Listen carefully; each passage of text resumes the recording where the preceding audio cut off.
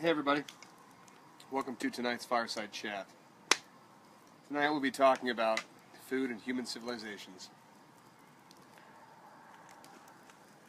You know, humans really haven't been eating domesticated anything except for maybe the past 9,000 years. In the span of 2 million years, that's not a whole lot of time. It's not even the blink of an eye.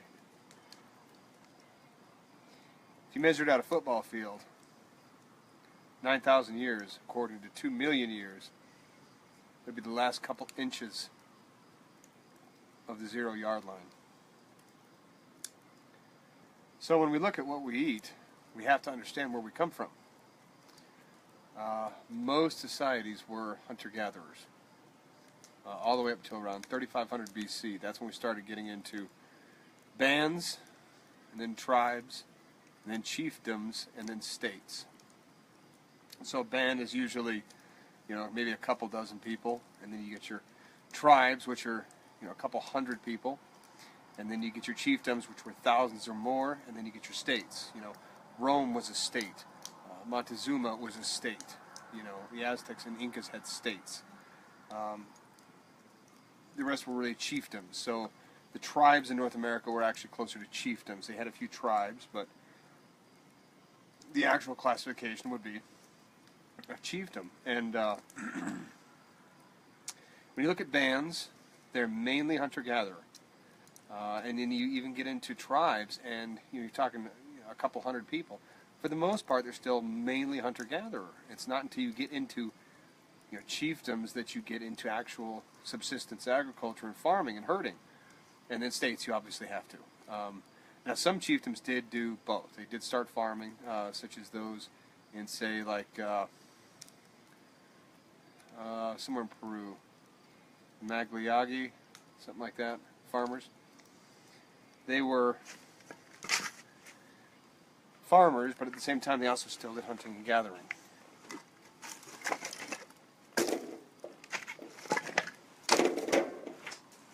So one thing we notice is the reason it became necessary for agriculture wasn't just because there were times of famine, but also because people in some of those tribes couldn't go hunting or gathering for food. If you look at a chief, he didn't have time, especially when you get into chiefdoms. And he had to have necessary bureaucrats to, say, collect the food or collect tolls, settle disputes. And one thing, I didn't touch on much the other day, but was there were parts of the world in 1940 that if you traveled 10 miles along a certain coast, you'd be killed because you were a stranger. And fast forward 20 years, that same 10 miles, you were fine. Now we fast forward to today, and everybody knows everybody, in those neighboring tribal lands. But even as late as 1960, in the interior of those islands, they still killed each other with stone axes. So if you think about the progression, and what we're looking at is, in those small bands and tribes, everyone knows everybody, right? Everybody. So when you get a stranger, you know it's a stranger.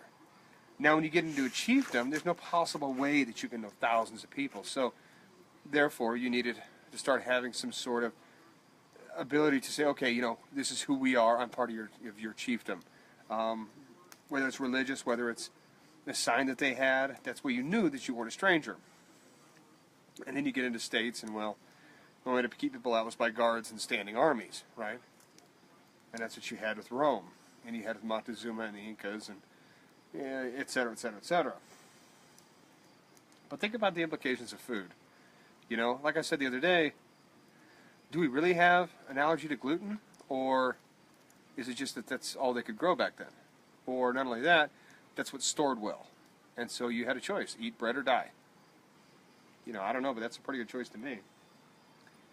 So when we look at these types of civilizations, what do we see? We see that today we live in modern states. We see that there are millions of people in some states, or in the case of India, billions, and same with China. There's no possible way they can all know each other. But, as we said before, back in the bands and tribes days, we looked at strangers and we fought them. That's just what we did. We just said, oh, you're not from here, I'm going to fight you, because you're not supposed to be here. Chimps do the same thing. In fact, if we if we look at psychology, they've only studied really humans, and we look at chimps, they have roving bands of chimps to patrol their territory. And they occasionally push further and further out and expand their territory because their numbers are growing. So they're expanding their territory and, in effect, creating their own sort of colonialism.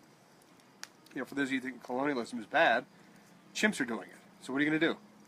Going to go kill the chimps and hate on the evil colonial chimps? But what they'll do is if they encounter somebody from a neighboring tribe, so to speak, or a neighboring band, they will club to death and eat the neighboring member.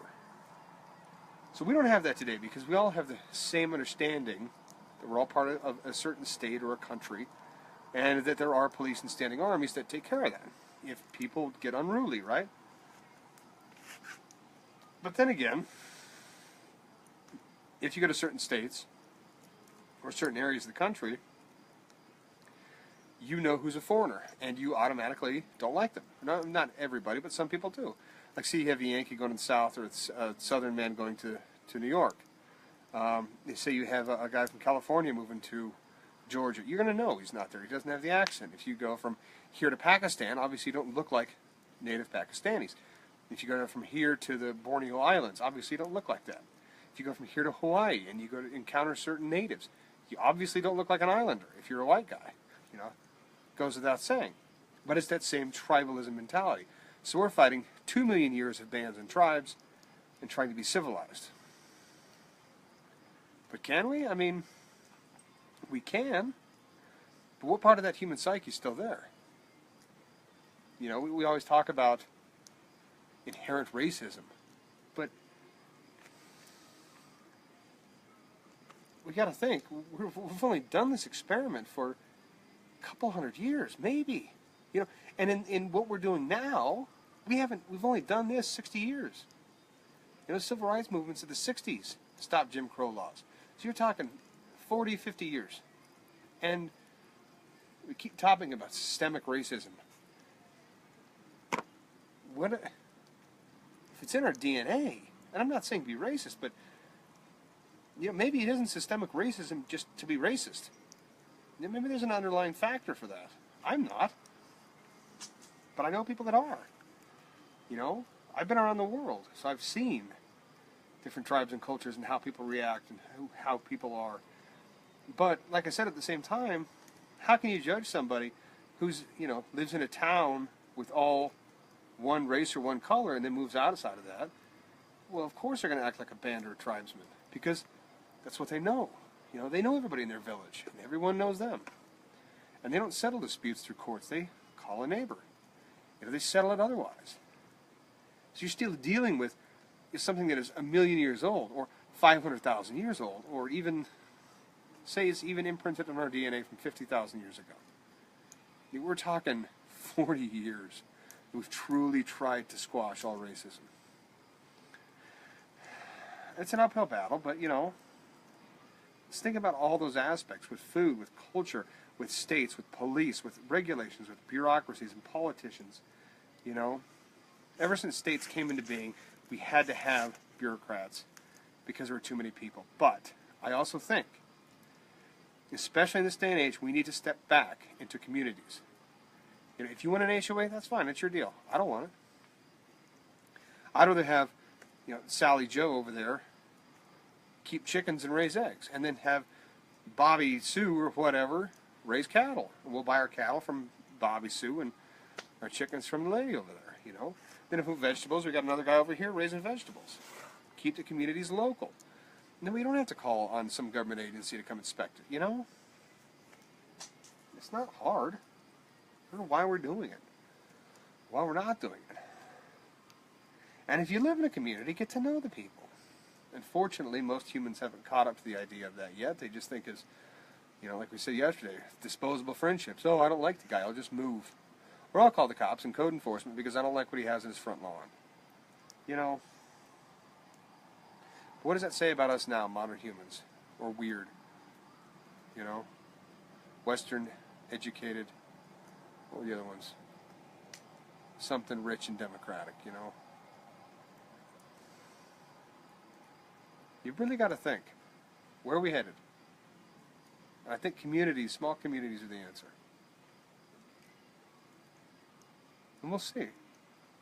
We'll see what happens. But you look at the boroughs in New York, even in inner cities, you still get your own communities. So what if we brought that back? You know? What if we grow our own food again? We trade it with somebody else instead of relying on paper currency and fiat currency. It's up to us where we go. You know? We'll see. And with that, we'll catch you tomorrow.